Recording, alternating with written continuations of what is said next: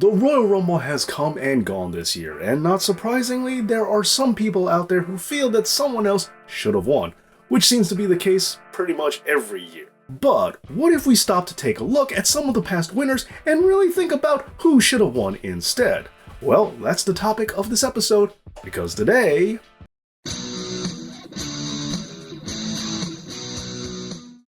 Thank you so much for the amazing support over on Patreon to Inigo Montoya and Dakari Garmin. To become a Patreon yourself, please go over to my Patreon page. Thank you so much.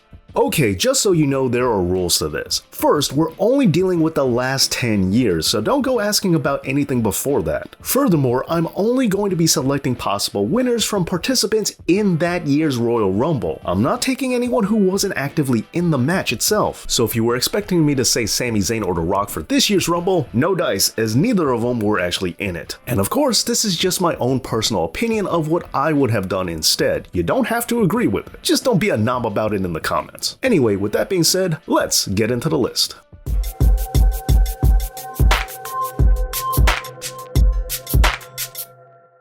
Alright, so let's just go ahead and start with last year and Brock Lesnar. And while in recent years I never want this guy to win anything, I have to say out of all of his wins, if there was one I was going to erase, his 2022 Royal Rumble win is right up there at the top. Especially when we go forward and look at his WrestleMania match that was title for title against Roman Reigns. This match was absolutely terrible, and if you remember any of the times these guys wrestled each other, you would have known that going into it. Now sure, the storyline with Paulie and all the hype did get to fool a lot of people, but when push came to shove, the reality is these guys are just plain awful together. Now, some of you would say, but Dave, I thought you wanted the titles unified. Well, I do, but let me remind you that we don't need Brock Lesnar to do that. Anybody could have been put in that position, from Bobby Lashley to Seth Rollins, or my pick, AJ Styles. While the Phenomenal One seems like he's taking longer to retire than Terry Funk, he still has to be closer to retiring than he was to debuting. And so, I would like the Phenomenal One to go out with a bang. And what better way to do that than by winning the Royal Rumble and unifying both titles. And even if he didn't beat Roman, at least this way he would have gotten a WrestleMania main event, which is something I say he's more than earned.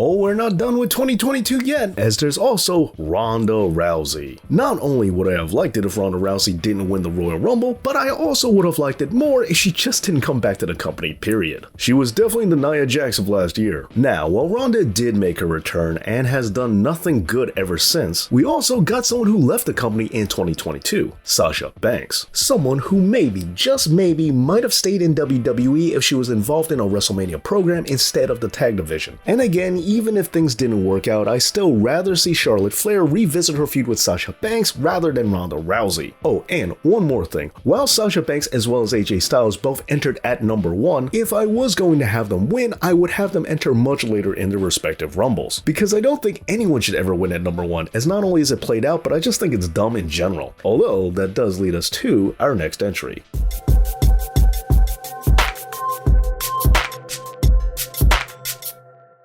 Not only is Edge almost 50 years old, but Edge is also a part-timer, and advertising the spear versus spear match between him and Roman couldn't sell enough tickets, so they had to add Daniel Bryan to boost sales. WWE just has to learn that Edge is not a star, and even if he was, the guy is barely ever around nowadays, and he was in no way, shape, or form a credible threat to Roman Reigns. And sure, D-Bry would just up and leave for AEW anyway, so I'm not saying that the Planet's champion should have been the one to win the Rumble either. So who am I going to suggest? Well, if they had to have a spear versus spear battle, at least give us one that might have been somewhat interesting, and that's why I say Bobby Lashley. While he's not as well known for using the spear as Goldberg or Edge, I have to say that Bobby Lashley is by far a much better opponent than either. And also, I never really cared for his spear as a move to begin with. And considering that just a few months later, Bobby Lashley was going to be elevated to WWE champion level, wouldn't this have just been a much better way to do the exact same thing, instead of having that weird convoluted Money in the Bank thing with Miz? Oh, don't even get me started on Otis. Before we continue with the rest of the video, please allow me to ask that you make sure that you're a member of the Know It All Nation,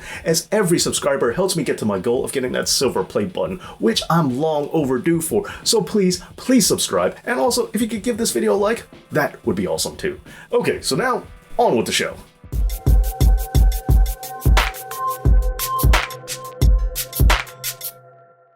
with Rhea Ripley announcing that after winning the Royal Rumble, she wants a rematch against Charlotte Flair at WrestleMania. Let's remember the first time that this happened, when it was Charlotte who won the Royal Rumble and challenged Rhea when she was the NXT Women's Champion. Now, some would say that this was completely pointless, while others would be wrong. Let's remember that we can also provide an alternative. An alternative that I say should have been Shayna Baszler. While a lot of people didn't care for her performance at the Elimination Chamber, I think we could have avoided all that if we just had Shayna win the Royal Rumble instead. And who knows, maybe we could have also skipped the whole vampire thing too. Although truth be told, I really didn't mind that. And I also didn't mind that the man Becky Lynch got to retain the title at WrestleMania, even though I also would have been happy if Shayna had won too. Either way, I think that this works as a much better option.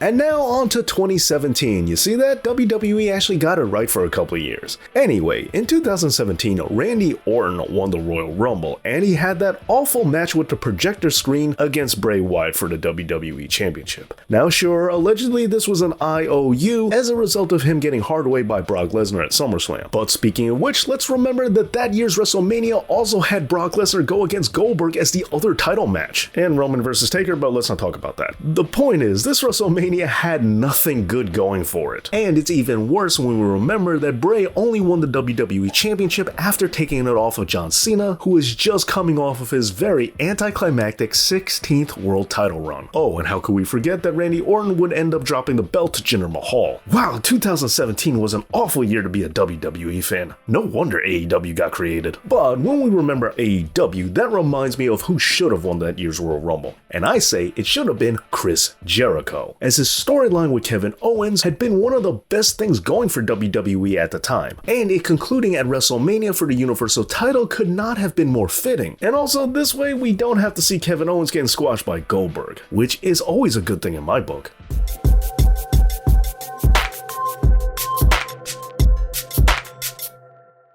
Going back the year prior, and we would see the second time ever that the WWE Championship would be up for grabs in the Royal Rumble match itself. This led to Triple H winning the title and going on to WrestleMania and facing Roman Reigns, which was the worst WrestleMania main event ever at that point. Don't worry, they would do worse in subsequent years. Now, truth be told, the company really wasn't at a great spot at this point. They didn't firmly have the next generation set up, and Seth Rollins was out with injury. Plus, they were really still trying to make babyface Roman Reigns happen. But at any rate, as we saw, Hunter winning was not the solution, although I don't really think there were a whole lot of great options. But I say, going with what we have to work with, they might as well have turned to Dean Ambrose, especially because that would have saved us from having him go against Brock Lesnar at WrestleMania. And sure, a triple threat Shield match would have been a really good main event, but with Seth being on the shelf, I would have settled for Dean versus Roman. Oh, and also, in my version, the belt wasn't on the line at the Royal Rumble either.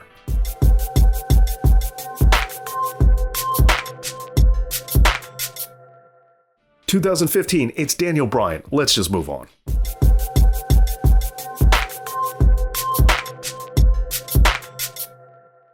Remember Bautista? Now, if you're expecting me to say Daniel Bryan yet again, let's remember I'm only going with the people I had to work with. And Daniel Bryan wasn't actually in that Rumble if you recall. But you know who was, and harkening back to the beginning, and I do mean the beginning, we have CM Punk, who drew number 1. Now, of course, again, I wouldn't have him enter in at number 1, but I would have him go on to WrestleMania 30, wrestling the likes of both Triple H and John Cena to make it a real triple threat of the ages for all 30 years of WrestleMania. And I also would have had them combine the belts at WrestleMania 30 because that just makes good sense. But you know what didn't make sense? Batista winning the Royal Rumble. Well, there you go. Some of the people who should have won the Royal Rumble in the past 10 years. But what do you think? Let me know down in the comments, and please help me get to that goal of that silver play button and make sure that you're a member of the Know It All Nation.